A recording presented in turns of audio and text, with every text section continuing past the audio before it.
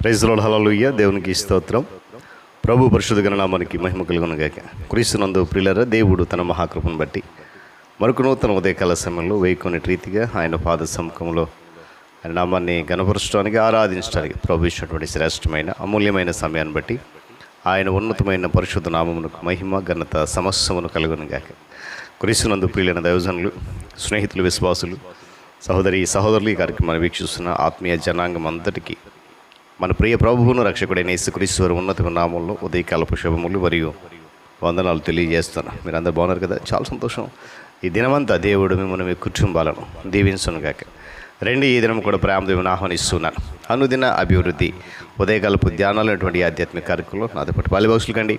వాక్యాన్ని ధ్యానించి దైవాశీర్వాదాలు పొందండి. బైబిల్స్ దగ్గరలోనయా తెరచి చూడండి. లేని పక్షం చదివే మాట విని గ్రహించి వాక్య ధ్యానంలో పాలిభాషలు కమ్మను మనం చేస్తూ నేటి దిన ధ్యానవాక్యంగా నిర్గమాకాండము 20వ అధ్యాయము 4వ వచనంలో నుండి ఒక మాటను చదువుతూ ఉన్నాను.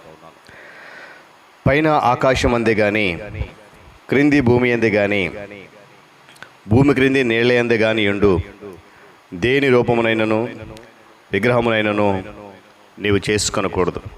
దేవుడు తన పరిశుద్ధ లేఖన మాటను మనకు దీవించును గాక. తలలోంచి కన్ను మూసుకొని ప్రార్థన చేసుకుందాం. మహోన్నతుడ, మీకు వందనాలు. తిరిగి నూతన ఉదయకాల సమయంలో ఇటు రీతిగా నీ పాద సముఖంలో ఈ ఆధ్యాత్మిక కార్యక్రమం ద్వారా మిమ్మల్ని గణపరచడానికి, వాక్యాన్ని ధ్యానించడానికి మీరు ఇచ్చిన అవకాశం బట్టి స్తోత్రాలు. ఈ ఆధ్యాత్మిక కార్యక్రమంలో అనేక మంది బిడ్డలు పాలిభాషలు అవుతున్నారు, గణపరుస్తున్నారు, మిమ్మల్ని ఆరాధిస్తున్నారు. అటు రీతిగానే మీరు ఆత్మీయంగా ప్రతి ఒక్కరిని మీరు బలపరుచినందుకు కృతజ్ఞత తెలుస్తూ ఈ దినం కూడా నీ చిత్తమైతే నడిపించి దీవించి మహిమ ఘనత మీరు పొందండి. యేసు నామముని ప్రార్థన అడుగుతున్నాను తండ్రి, ఆమేన్. చాలా సంతోషం పిల్లరా. చదువుకునే మాట మనంతా తెలుసు కదా. ఎప్పుడో చిన్నప్పటి నుండి కూడా కంటత పదాజ్ఞలు అనగానే కంటత వచ్చేస్తూ ఉంటాయి, రైట్. అయితే ఈ దీనిలో ఒక చక్కటి మాట ఏంటంటే, మనము సృష్టించిన దేవునిని తప్ప మరి ఇక సృష్టి అనే దాన్ని పూజించొద్దు, దాని జోలికి వెళ్ళకూడదు అనేది దీని సారాంశం ఉంది. పదాజ్ఞలు ఉన్నటువంటి మొట్టమొదటి 2 ఆజ్ఞలు విగ్రహారాధన అనేదాన్ని ఎంత ఖండించాయో, వాస్తవాన్ని మనము చూస్తే విగ్రహారాధన దేవుడు ఎంతగా అసహించుకుంటున్నాడో మనం గ్రహించవచ్చు.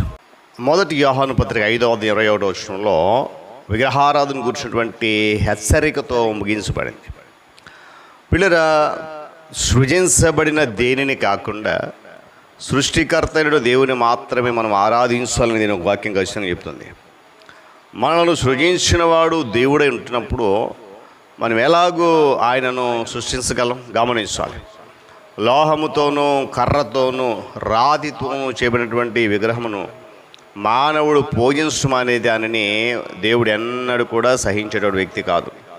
కానీ ఏంటంటే, మానవుడు కర్రలో కొంత భాగాన్ని కాల్చేసి మిగిలిన దానితో ఒక విగ్రహాన్ని చేసుకొని అతడు దాని ఎదుట సాగిలిపడి దాన్ని ఆరాధిస్తున్న వాక్యం జ్ఞాపకం చేసింది.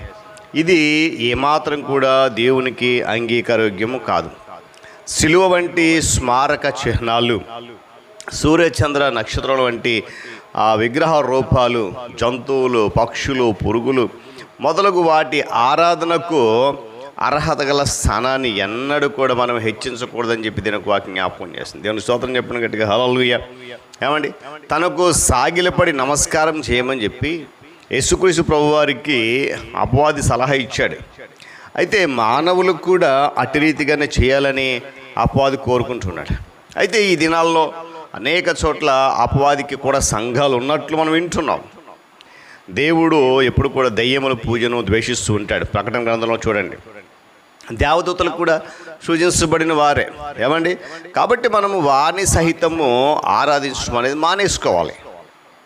పరిశుద్ధులు ఎంత గొప్పవారైనప్పటికీ కూడా, ఎంత ఉన్నత స్థితిలో ఉన్నప్పటికీ కూడా మనము వారిని పూజించొద్దు. మనుషులను కానీ సృష్టిని కానీ పూజించొద్దు అనేది ఈ వాక్య సారాంశం యొక్క శ్రేష్టమైనటువంటి ప్రమాణం. విగ్రహారాధన యొక్క మోసకరమైన రూపాన్ని గురించి క్రైస్తవులు లేక విశ్వాసులు ఉన్నటువంటి వారు జాగ్రత్త పడాలని చెప్పి వాక్యం జ్ఞాపకం చేస్తుంది. వాటిలో ఏంటంటే, ధనాపేక్ష అనేది ఒకటి ప్రాముఖ్యంగా. బంగారం మీద ఆశ పెట్టుకునేవాడు, లేదా తన ఆస్తి గొప్పదని అతిశయించేవాడు దేవుని తీర్పుకు లోనవుతాడు. ఇవన్నీ కూడా విగ్రహాలు మానవునికి హృదయంలో. ఏమండి, కాలములు సమయములు పాటించడం అనేది కూడా విగ్రహానికి వేరొక రూపం ఉందని చెప్పి వాక్యం చాలా స్పష్టంగా జ్ఞాపకం చేస్తుంది గలతీ పత్రికలో. దేవుని బిడ్డలు అనేక మంది విగ్రహారాధనకు ధైర్యంగా ఎదుర్కొన్నారు. ధైర్య సాహసాలతో వారిని ఓడించి ప్రభు ద్వారా విజయాన్ని పొందుకున్నారు. అటువంటి వారిలో గొప్పవాడైనటువంటి ధైర్య సాహసాలు కూడా ఏలియా సవాలు చేసినప్పుడు ఆ సవాలు ఎదుర్కోలేక దారుణంగా విఫలమైపోయారు బయలు ప్రవక్తలు 450 మంది పైబడి. అయితే ఎప్పుడైతే విఫలమయ్యారో వారు చెప్పిన మాట ఏంటంటే యెహోవాయే నిజదేవుడు అని చెప్పి ఒప్పుకున్నారు. దేవుని స్తోత్రం చెప్పండి గట్టి హల్లెలూయా. దానియేలు మరియు అతని స్నేహితులు విగ్రహానికి ప్రతిమకు నమస్కరించినప్పుడు నిరాకరించారు ధైర్యంతో. అగ్నిలో వేసేసాడు రాజు, అయినా కూడా వారికి ఎలాంటి హాని జరగలేదు.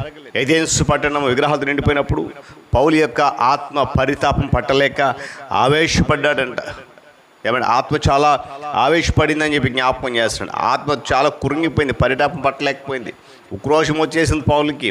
నిజంగా అలాంటి ఆత్మ మనం కలిగి ఉంటే ఎంత బాగుండు. వాక్యలో ఒక మాట ఉంటుంది, ఆ అజ్ఞాన కాలములను దేవుడు చూచి చూడనట్టుగా ఉన్నాడు. ఇప్పుడైతే అంతటను అందరూ మారు మనసు పొందాలని ఆజ్ఞాపిస్తాడు. అంటే సృష్టిని పూజించడం నుండి సృష్టికర్తను ఆరాధించడానికై మారు మనసు పొందాలని చెప్పి ఆజ్ఞాపిస్తున్నాడు. అలాంటి వారికి మనము బోధించాలని బాధ్యత మనకు అప్పచెప్పాడు. కనుక ఉదయకాల పిల్లరా, ఈ పదాజ్ఞలు ఎవరైతే తెలుసుకున్నామో, ఏదైతే మనకు ఆ బోధిస్తుందో వాటిని ఖచ్చితంగా పాటిస్తూ సృష్టికర్తను కాకుండా మరి దేనిని కూడా మనం పూజించదు. అందుకే మాట, పైన ఆకాశం అంది కానీ, ఆ భూమి కింద నీళ్ళంది కానీ, భూమి అంది కానీ, భూమి కింద నీళ్ళంది కానీ దేని రూపమును విగ్రహం నువ్వు దగ్గరికి వెళ్ళకూడదు. కనుక విసర్జించాలి. కేవలము సృష్టికర్త దేవుడు మాత్రమే ఆరాధించడానికి ఇష్టపడడం, ఆయన మాత్రమే పూజిద్దాం, ఆయనకు మాత్రమే సాగిలపడి ఆశీర్వాదాలకు కారకులుగా ముందు కొనసాగుతాం. దేవుడి మాటలు మా కొరకు దీవించును కాక. అలా ఉంచి కన్ను మూసుకురండి, ప్రార్థన చేద్దాం. మహోన్నతుడా, ప్రేమగల మా తండ్రి, స్తోత్రాలు. మహాగణుడవు, సర్వోన్నతుడవు, సర్వాధికారివి, ఆధ్యాత్మిక కార్యక్రమాన్ని నీ అధికారము చేత మీ ఆత్మ చేత జరిగిస్తూ అనేక మందికి ఆత్మీయమైనటువంటి బలమును, ఆత్మీయమైనటువంటి మేలును కలుగు చేస్తున్న స్తోత్రాలు. ఈ కార్యక్రమం చిత్తమంది మరింత బలపరిచి అనేకులు దీనిలో పాలుభాగస్తులై మిమ్మల్ని ఆరాధించి గణపరచడానికి, నేను స్తుతించడానికి, తద్వారా లేఖనంలో లోతైన మర్మాలు మరింతగా తెలుసుకోవడానికి నీ కృప చూపించి నడిపించి బలపరచు. మీరే మహిమ గంత బృందమని, నీ చిత్తమైతే ఈ దినమంతా నీ రేఖల జన దాచి నడిపించమని యేసయ్య నామమున అడుగుతున్నాను తండ్రి, ఆమెన్. త్రియేక దేవుని దీవెన, ఆయన సన్నిధి కాపుదల సదాకాలము మనందరికీ తోడేండి నడిపించును గాక. ఆమెన్.